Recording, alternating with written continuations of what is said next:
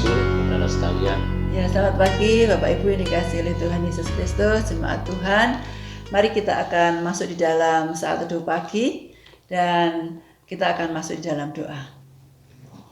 Allah Bapa yang kami sembah dalam Tuhan Yesus Kristus, terima kasih ya Bapa. Biarlah Engkau sendiri yang pimpin kami untuk kami diberkati oleh firman Tuhan. Kami semakin memahami firman Tuhan di dalam kami melakukan kehidupan kami tiap-tiap hari ya Bapa. Firman Tuhan yang akan membimbing kami, menuntun kami, dan setiap aktivitas kami Tuhan senantiasa didasarkan akan kebenaran firman Tuhan. Urapi kami Bapa, Roh Kudus menguasai kami semua. Di dalam nama Tuhan Yesus Kristus, haleluya. Amin. Amin. Saudara yang kasih, mari kita akan angkat satu pujian. Kemenangan terjadi di sini. Ku menyembah dalam kudus hadirat-Mu, hampiri tata kasih karunia-Mu Bapa.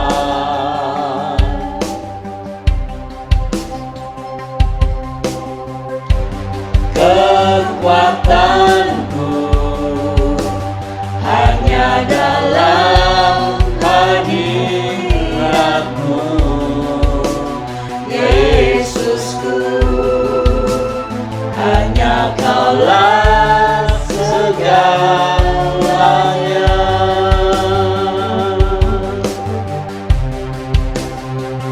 Ku yakin Kau hadir di sini, ku rasakan kuasa yang tak terbatas. Ku yakin Kau nyata di sini, kemenangan terjadi di sini.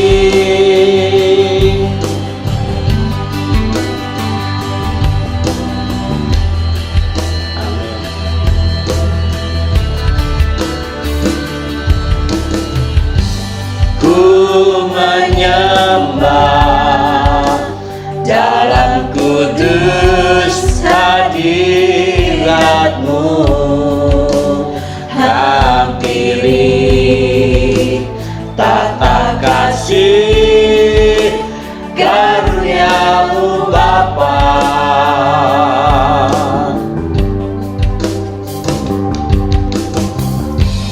Kekuatanku hanya dalam hadirat-Mu, Yesusku, hanya Kaulah segalanya.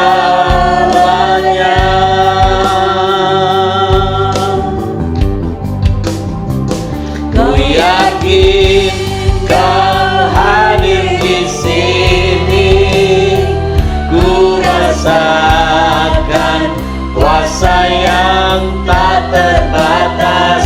Ku yakin Kau ada di sini, kemenangan terjadi di sini. Segenap jiwaku memuji-Mu,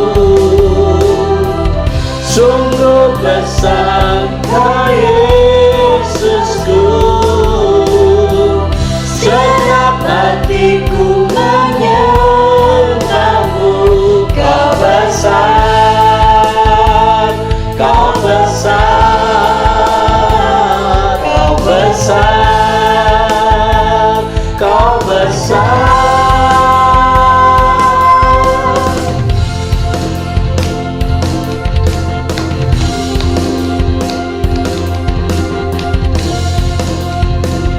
Ku yakin Kau hadir di sini, ku rasakan kuasa yang tak terbatas. Ku yakin Kau hadir di sini, kemenangan terjadi di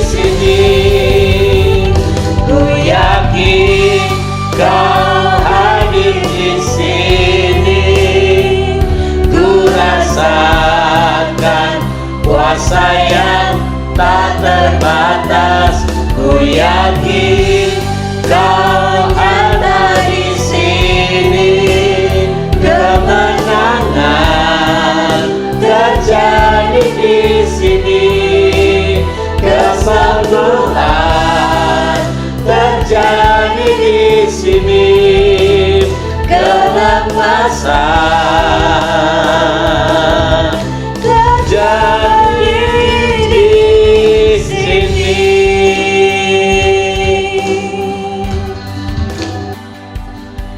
Selamat pagi, saudara sekalian yang dikasihi oleh Tuhan Yesus. Mari kita sama-sama merenungkan kebenaran firman Tuhan. Pagi hari ini kita akan merenungkan firman Tuhan diambil dalam Injil Yohanes pasal 2 ayat pertama hingga ayat yang ke-11. Kita baca bersama-sama ya di dalam Injil Yohanes. Mari kita baca bersama-sama. 1, 2, 3. Pada hari ketiga ada perkawinan di Kana yang di Galilea, dan ibu Tuhan Yesus ada di situ. Tuhan Yesus dan murid-muridnya diundang juga ke perkawinan itu. Ketika mereka kekurangan anggur, ibu Tuhan Yesus berkata kepadanya, mereka kehabisan anggur. Kata Tuhan Yesus kepadanya, mau apakah engkau daripadaku, ibu? Saatku belum tiba. Tetapi ibu Tuhan Yesus berkata kepada pelayan-pelayan, apa yang dikatakan kepadamu, buatlah itu. Di situ ada 6 tempayan yang disediakan untuk pembasuhan menurut adat orang Yahudi, masing-masing isinya 2-3 buyung. Tuhan Yesus berkata kepada pelayan-pelayan itu, isilah tempayan-tempayan itu penuh dengan air, dan mereka pun mengisinya sampai penuh. Lalu kata Tuhan Yesus kepada mereka, sekarang cedoklah dan bawalah kepada pemimpin pesta. Lalu mereka pun membawanya. Setelah pemimpin pesta itu mengecap air yang telah menjadi anggur itu, dan ia tidak tahu dari mana datangnya, tetapi pelayan-pelayan yang mencedok air itu mengetahuinya. Ia memanggil mempelai laki-laki dan berkata kepadanya, setiap orang yang menghidangkan anggur yang baik dahulu, dan sesudah orang puas minum, barulah yang kurang baik. Akan tetapi engkau menyimpan anggur yang baik sampai sekarang. Hal itu dibuat Tuhan Yesus di Kana yang di Galilea sebagai yang pertama dari tanda-tandanya, dan dengan itu ia telah menyatakan kemuliaannya, dan murid-muridnya percaya kepadanya. Amin. Saudara yang terkasih, Injil Yohanes mencatat satu peristiwa yang agung, yang besar, yaitu mukjizat yang pertama yang Tuhan Yesus lakukan adalah di Kana. Nah, peristiwa mukjizat di Kana ini adalah sesungguhnya menggambarkan tentang keilahian Kristus. Yesus sebagai Allah, Firman, Sang Kalam yang telah menjelma menjadi manusia, itu nyata benar di dalam tindakan yang Tuhan Yesus lakukan. Ya, kita tahu bahwa Tuhan Yesus itu di dalam pasal yang pertama dituliskan, segala sesuatu diciptakan melalui Dia. Artinya, tidak ada segala sesuatu di dunia ini yang terjadi tanpa Kristus. Jadi Kristuslah Sang Pencipta. Salah satu ciri karya kemuliaan Allah yaitu omnipoten, artinya Allah yang memiliki kemampuan, kemahakuasaan adalah dinyatakan di dalam karyanya menciptakan dunia dengan segala isinya ini.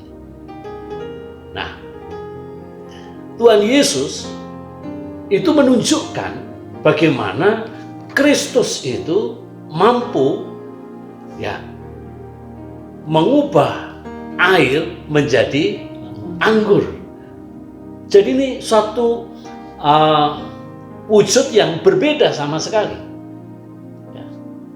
Kalau anggur menjadi air itu biasa ya. Jadi memang setiap anggur kan mengandung air. Tetapi sebaliknya itu sesuatu hal yang berbeda. Namun tidak hanya semata di dalam kejadian mukjizat Tuhan Yesus yang dilakukan di Kana ini untuk menunjukkan akan keilahian Tuhan. Lebih daripada itu, sebenarnya apa yang dituliskan oleh penulis Injil ini, yaitu Yohanes, murid yang dikasihi Tuhan, ini sebagai suatu tanda-tanda untuk menunjukkan kemuliaannya. Mari kita perhatikan ayat 11. Hal itu dibuat Tuhan Yesus di Kana yang di Galilea sebagai yang pertama dari tanda-tandanya, dan dengan itu ia telah menyatakan kemuliaannya dan murid-muridnya percaya kepadanya. Jadi apa sebenarnya tanda-tanda kemuliaannya? Kemuliaan Tuhan Yesus sebagaimana yang tadi Papa kemukakan, memang Kristus sang pencipta, dia sanggup membuat satu mukjizat yang luar biasa dari air menjadi anggur.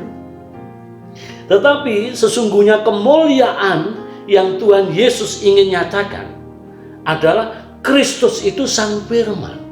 Kristus itu berdaulat. Apa yang dikatakan, maka terjadilah.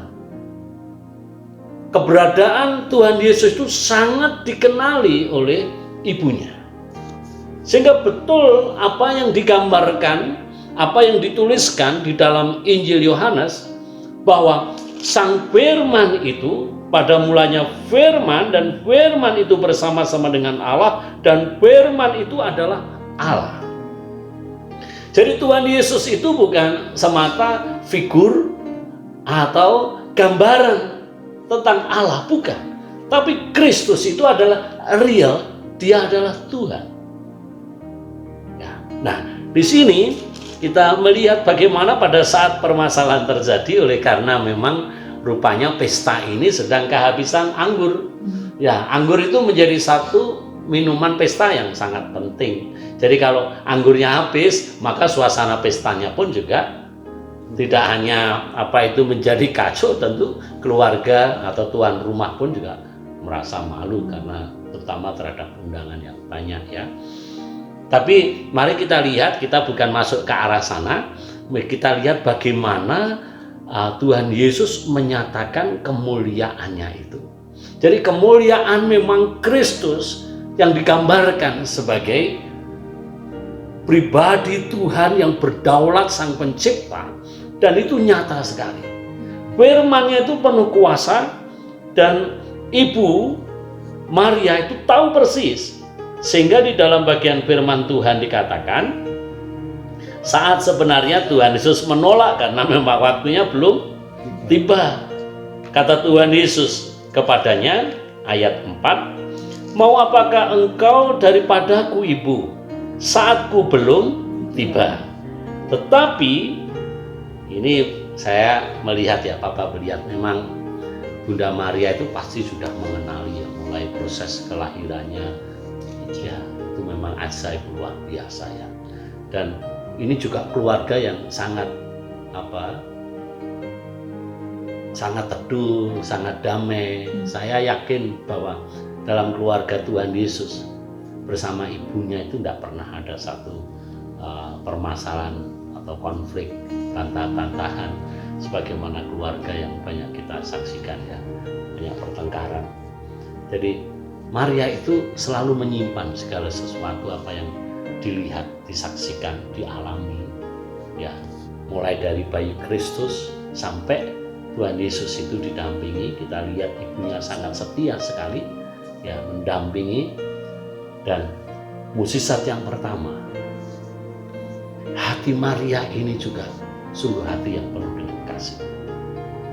Dan Tuhan Yesus meskipun sesungguhnya belum waktunya, ya kan, untuk menyatakan kemuliaannya, untuk menyatakan pelayanannya yang pertama itu, tetapi demi ibunya, ya kan, dan lebih daripada itu, ini bukan faktor yang kebetulan, tetapi semua di dalam desain Tuhan.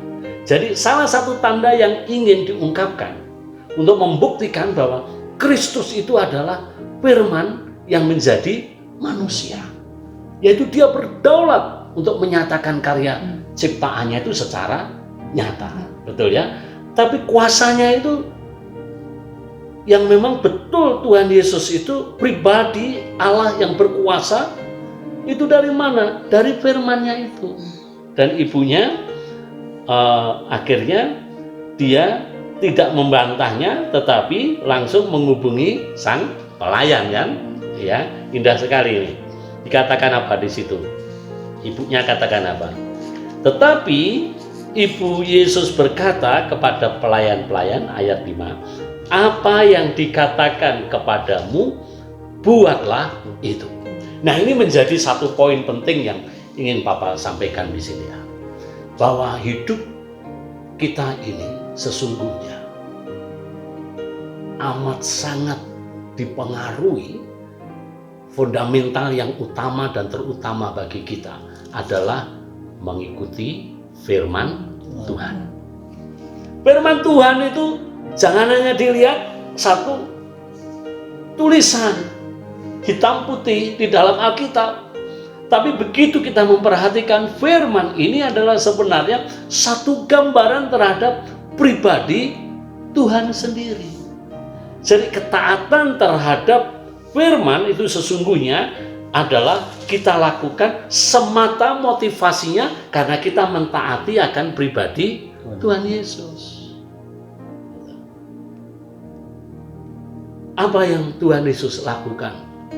Sebagai tanda kemuliaannya itu, tadi bagian ayat 11 masih ingat ya, diungkapkan sebagai yang pertama dari tandanya, dan dengan itu ia telah menyatakan kemuliaannya dan murid-muridnya menjadi percaya bahwa Yesus itu adalah dia firman yang menjadi manusia. Dia itu adalah pribadi Allah sendiri dengan menyatakan kemuliaannya yang berdaulat menciptakan atau sebagai sang pencipta. Yang kedua, bahwa ada kuasa di dalam firman-Nya itu. Nah, lebih dalam lagi peristiwa tentang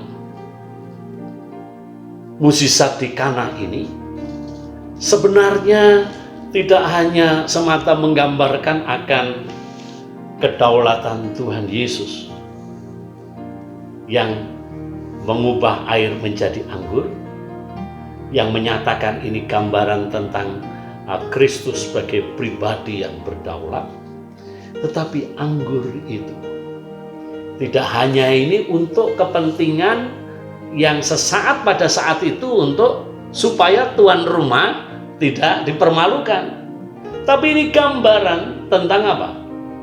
Tentang penderitaan Kristus. Jadi anggur ini adalah menggambarkan tentang penderitaan Kristus. Kristus menderita demi siapa? Demi memulihkan hubungan kita dengan Allah Bapa di surga. Bahkan ini juga menggambarkan tentang satu hubungan yang betul akan dipulihkan sepenuhnya, sehingga kita ini akan dipersiapkan untuk menjadi mempelai sejati di dalam Kristus Yesus.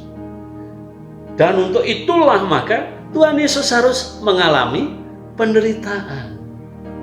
Ya.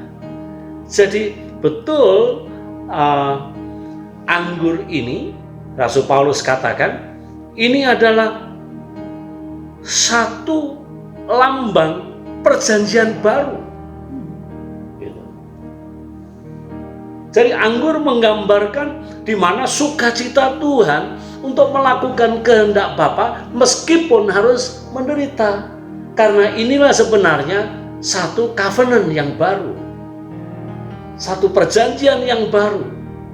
Jadi ini sebenarnya satu tindakan pertama yang Tuhan Yesus lakukan, tapi sekaligus untuk mendeklarasikan bahwa Kristus itu adalah pribadi yang mengerjakan kehendak Bapa, dan di dalam pesta di Kana itu sekaligus juga untuk menyatakan Kristus ini adalah pribadi yang berkarya sesuai dengan kehendak Bapa Dan Kristus ini adalah perjanjian baru yang Tuhan telah lakukan.